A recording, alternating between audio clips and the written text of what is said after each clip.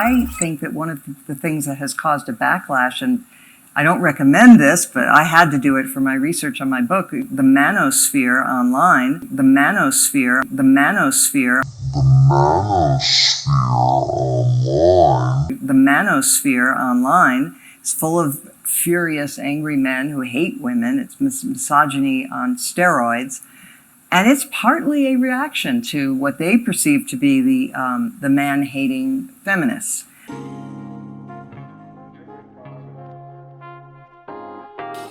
She said the Manosphere is full of angry men who hate women. Misogyny on steroids? Welcome to Manosphere Highlights Daily. We were planning to make this video from a different perspective until Mona Charen said what you've heard in the intro. We agree with almost everything she presented in this interview because these are Manosphere talking points, and it also proves that the messenger of this message plays a crucial role. We will highlight some parts of this interview and get into the Manosphere commentary at the end. Now it's time for us to dive into this and do what we have to do. Because we men, ain't we? We men, ain't we? But the feminist movement made some mistakes, and we haven't grappled with that. We have not had a reckoning about where the movement took some wrong turns. And I try to lay out in the book where I think those were. They fall into a few different categories, but I won't filibuster. I'll just say they endorsed the sexual revolution, which was not a good idea for anybody. They denigrated family life. And they insisted that there are no differences between men and women, which caught them up when science showed that that was just not true. So they wound up in a position where they were denying science. And so for those three reasons, I think they took some wrong turns. And I would love to see a discussion about where they went wrong and where they can course correct. Guess who has to pay for these mistakes? Men. Men literally and figuratively have to pay for these mistakes till this day. So are men angry? Are men furious? You're damn right they are. And one of the reasons why men are angry is because their complaints are ignored.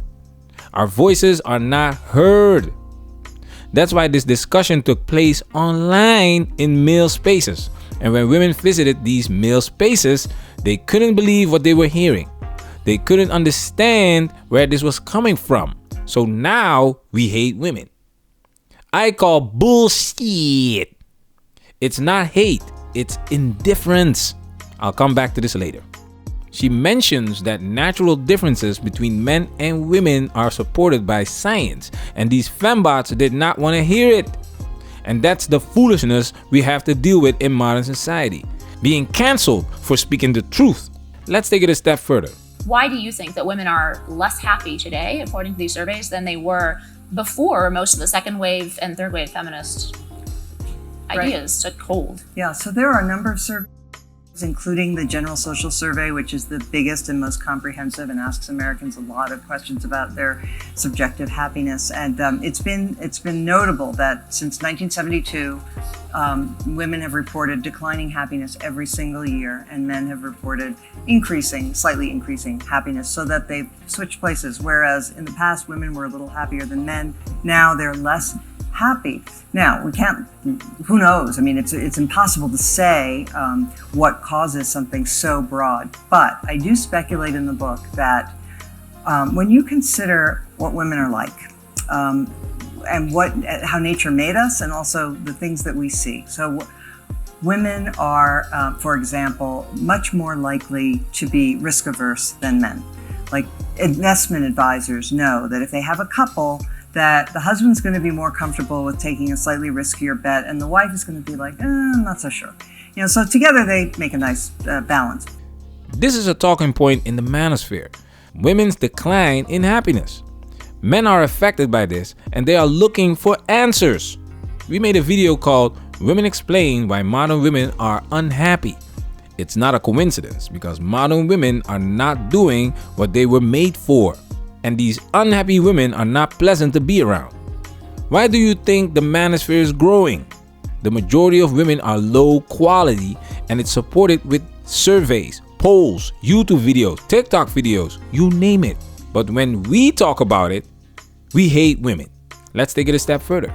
It pains me, frankly, to look at Fox News, which, has made a business out of, and the other networks do it too, but not nearly to the degree, where the camera's down there and they're wearing short skirts and, And, I think that women's dignity rests in part upon not presenting a sexualized image to the world. Hallelujah, hallelujah, hallelujah. One of the things I cited in the book was the gymnast Ali Raceman, who posed topless for Sports Illustrated, and this was before, by the way, all the news came out about Nasser and all of that. But she posed, and it was sort of a semi-nude picture, and she said she did it to show that she didn't have body image problems. And I thought, look, and I say in the book, Angela Merkel does not take her blouse off to show she doesn't have body image problems, okay? And if she did, no one would respect her. And women have to realize that this matters, and that the way they present themselves, of course, you can always get a ton of attention by dressing in a certain way, but you lose dignity and you lose respect. You have a problem being objectified, but you objectify yourself. You lead with your punani and you let Chad and Tyrone hit it. And somehow you feel that you deserve a ring on your finger. One of the reasons why a man would put a ring on a woman's finger is because it would give him access to your punani. And your punani would be exclusive to your man. What's the use of putting a ring on your finger if the majority of women have this mindset of riding the hot dog carousel? If you don't give it up, your girlfriend will. And Chad and Tyrone are running this market. We'll take it from there. Mariah, swipe right. Oh, that's another match. All right, let's swipe right again. Erica. Oh, that's another match. Caitlin. All right. Oh, that's another match. Bro, okay, I can't. That's another match. Well, it's also, one of the things that kept coming up when I talked to young people when I was researching this book is the loss of flirtation. A lot of girls in particular say they would love to flirt and get to know guys and enjoy that. And it still happens. I'm not saying it's, gone, but it's much different. I mean, now we're living in the world of swipe right, swipe left. The whole, as you say, the dance of courtship and the chase, which frankly is pleasurable for both men and women, is much cruder now and much less fun. And even dangerous. You have to protect yourself at all times. We've made videos about how women choose their men, and it's obvious that Chad and Tyrone get a different treatment than the average Joe. Why do you think men stop approaching these women? They already know what time it is, and that's the information that we are sharing in this space. That's why men are running to these POAs, because they are looking for answers. You can get dates, you can get laid, but if you're looking for wifey, and what we lose is the sense that we're dealing here with something that's actually incredibly profound. One of the mistakes of the sexual revolution was in believing that it was not important. When I got to college in the 1970s, they said, oh, it's just like a handshake, or, it's chaste makes waste, and various other slogans. Or if you were a woman who was just going to use a man for sex, that was a great step forward for the sisterhood. But the fact is that this, I think, is in deep denial about a fact of human nature and a fact about women's natures, which is important. Let me give you a recent example of how the sisterhood reacts to a woman riding the hot dog carousel. Let's be very, very, very clear, okay? I had a lot of fun in my 20s. A lot of fun. I was on a hit TV show. Yes. I was doing my damn thing. I had a For lot of many fun years, in my 20s for many with years. them legs and them toes My out. 30s, I was more selective with what I was happening, and I'm very selective going forward. They laugh and celebrate like it's nothing. When they were in their primes and had the pick of the litter, they rode the hot dog carousel like it's nothing. And now, one of them is freezing her eggs, and both of them are still thinking about marrying Prince Charming one day.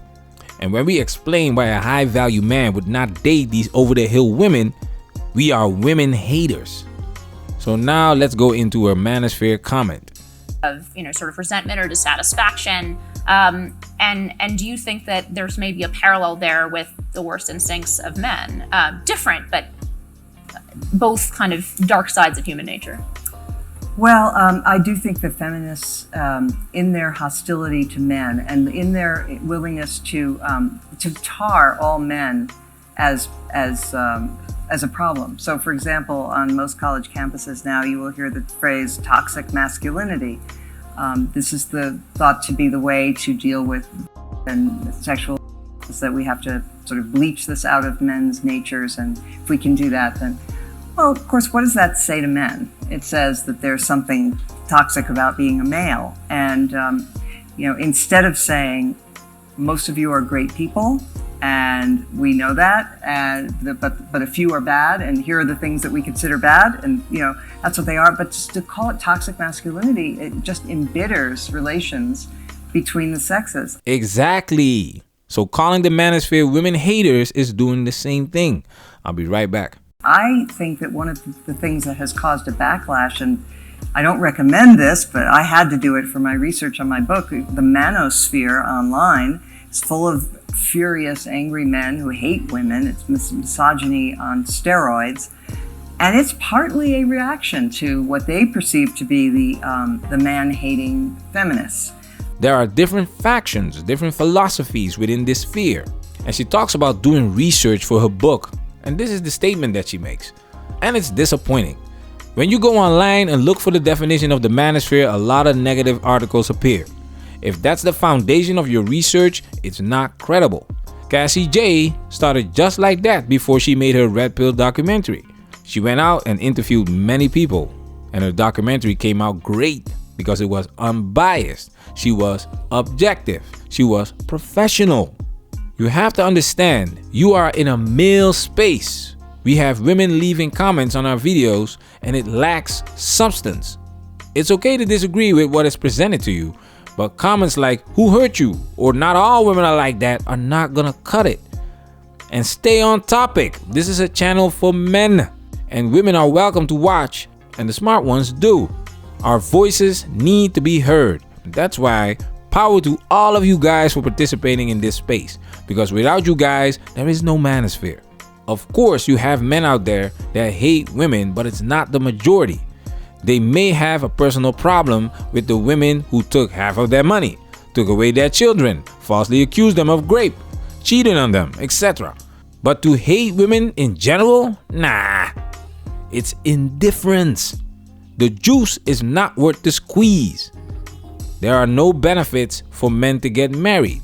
The laws don't work in your favor. The mentality of these modern women combined with modern society makes them low quality women. And guys deal with this in different ways. Some go monk, some pump and dump, some keep looking for that unicorn, some try to change the system. Personally, I took my talents overseas and I'm good. We need to have a lot more appreciation of masculinity that is the best things about men. Manosphere, we working. Protect yourself at all times. This video has officially been highlighted.